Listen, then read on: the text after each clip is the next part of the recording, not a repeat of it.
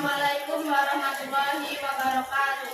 Waalaikumsalam warahmatullahi wabarakatuh. Saya Zahra Pak, saya Rektor Prasetyo. Di sini kami akan mempresentasikan tentang Indis Partij. Materi pertama akan disampaikan oleh Indis Partij disebut sebagai partai politik pertama pada masa pergerakan nasionalisme Hindia Belanda yang digagas para tokoh Indis Partij merupakan kesadaran seluruh rakyat Hindia Belanda sebagai satu kesatuan. Tokoh Indis Partij E.F. Dekker menyatakan rakyat Hindia Belanda meliputi semua orang yang bertempat tinggal di tanah Hindia Belanda tanpa memisahkan golongannya. Indis Partij didirikan di Bandung pada 25 Desember 1912. Tokoh Indis Partij adalah E.F. Dekker, Suwardi Suryaningrat, dan Cipto Mangunkusumo atau yang lebih dikenal dengan 3 serangkai. Tujuannya yaitu menentukan dan menegakkan jiwa persatuan sebuah golongan. Yang kedua, memajukan tanah air dengan dilandasi jiwa nasional. Yang ketiga, mempersiapkan kehidupan rakyat yang merdeka. Organisasi ini juga mengambil jalan non kooperatif. Perjuangan non kooperatif berarti menolak kerjasama dalam bentuk apapun dengan pemerintah kolonial Belanda. Dalam propaganda ke beberapa wilayah di Jawa yang dilakukan oleh E.F. Dekker mendapat dukungan dan ditunjukkan dengan pendirian 30 cabang dan dengan anggota 7.300 orang. Materi selanjutnya akan dilanjutkan oleh Zahra. Indis Partij ini sering melontarkan kritik kepada pemerintahan kolonial Belanda. Nah, akibatnya gerak-gerik ketiga pemimpin Indis Partij ini diawasi ketat oleh pemerintahan kolonial Belanda.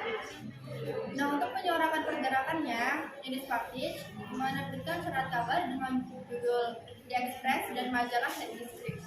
Indis Partij memiliki dasar nasionalisme untuk menampung seluruh bangsa dan golongan Indonesia.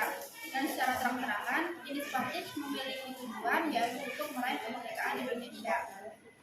Ada beberapa program Indis Partij. Yang pertama yaitu menanamkan cita-cita persatuan nasional Indonesia. Lalu yang kedua adalah memberantas kesombongan di dalam pergaulan baik di pemerintah maupun di masyarakat.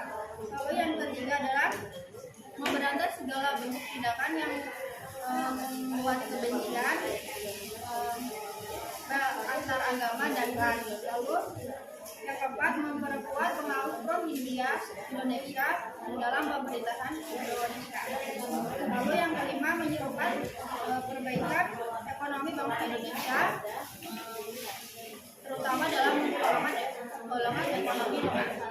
Lalu berusaha untuk mendapatkan kesamaan bagi seluruh orang India. Lalu yang terakhir adalah memperbaiki keadaan ekonomi bangsa India.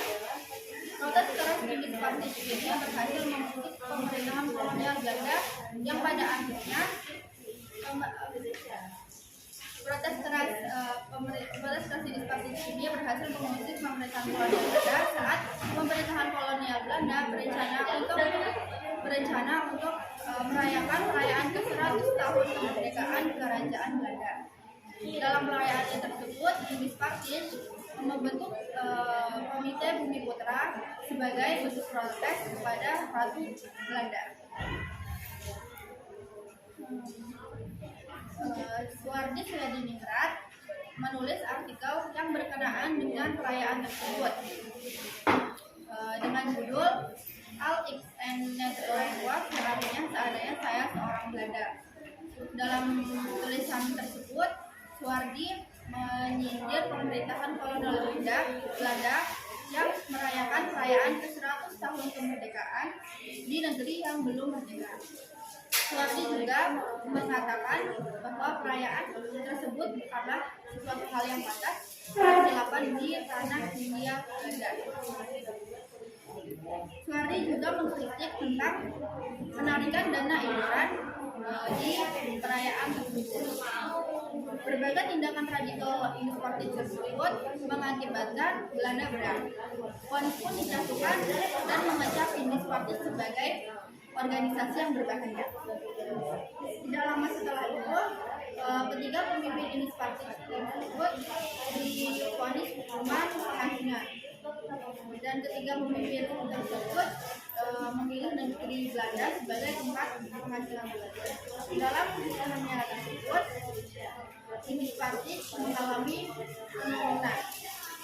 Dan pada 1999, Indispartis berubah nama menjadi Partai Insulit. Sekian materi dari kami. Saya akhiri. Assalamualaikum warahmatullahi wabarakatuh.